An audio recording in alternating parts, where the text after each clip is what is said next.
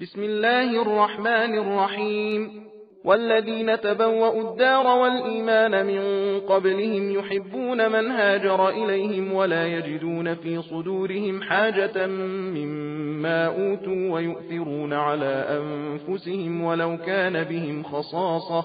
ومن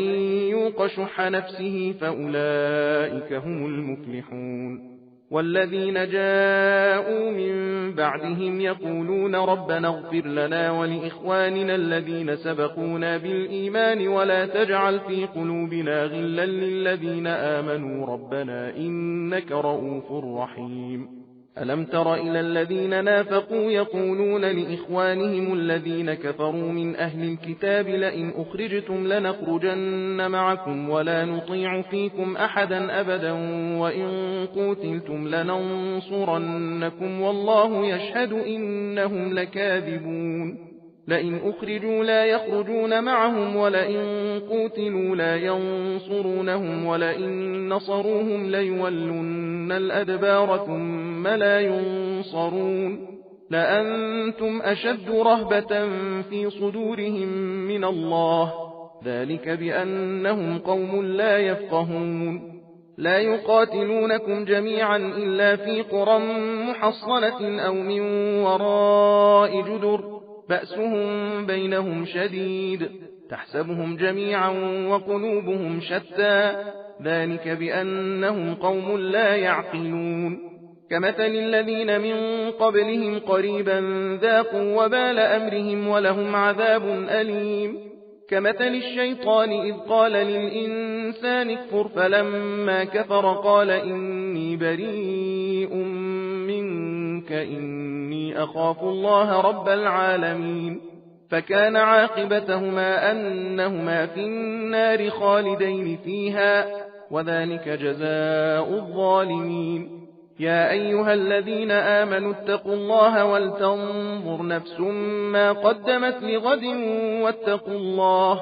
إن الله خبير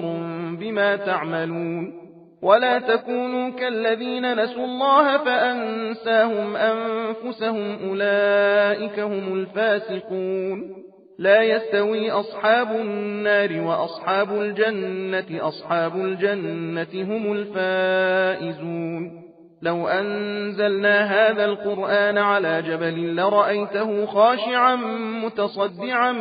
من خشية الله وتلك الأمثال نضربها للناس لعلهم يتفكرون هو الله الذي لا إله إلا هو عالم الغيب والشهادة هو الرحمن الرحيم هو الله الذي لا إله إلا هو الملك القدوس السلام المؤمن المهيمن العزيز الجبار المتكبر سبحان الله عما يشركون هو الله الخالق البارئ المصور له الأسماء الحسنى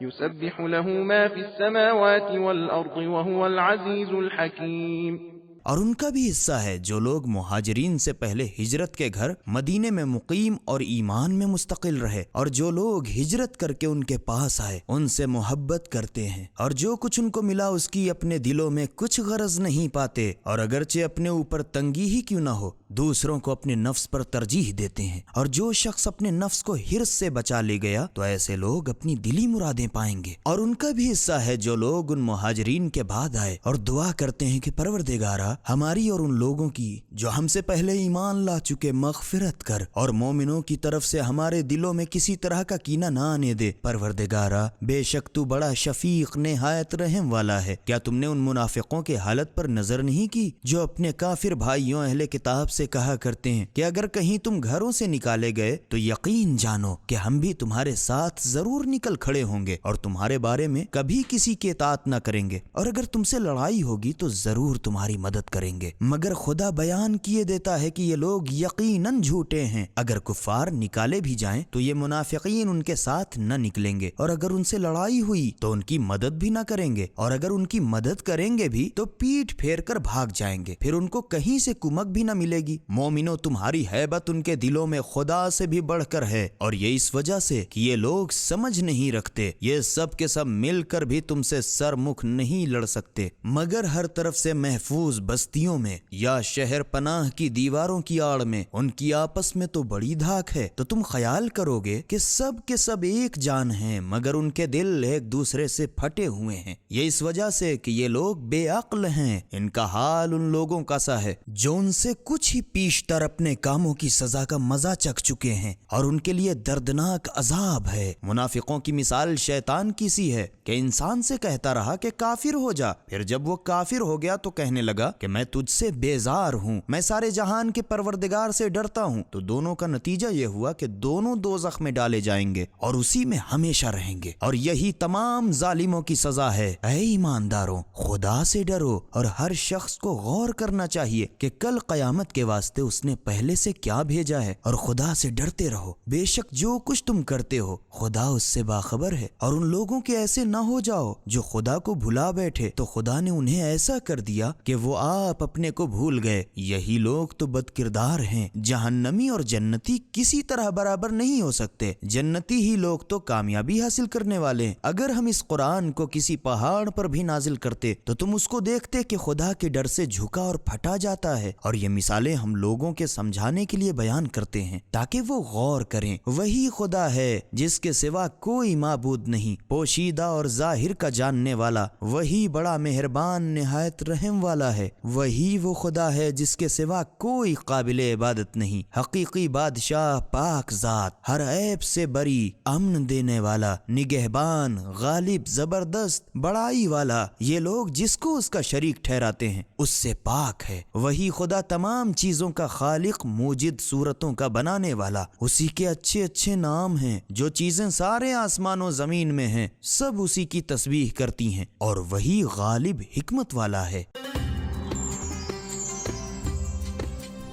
سبیل قرآن، ہدایت کا راستہ۔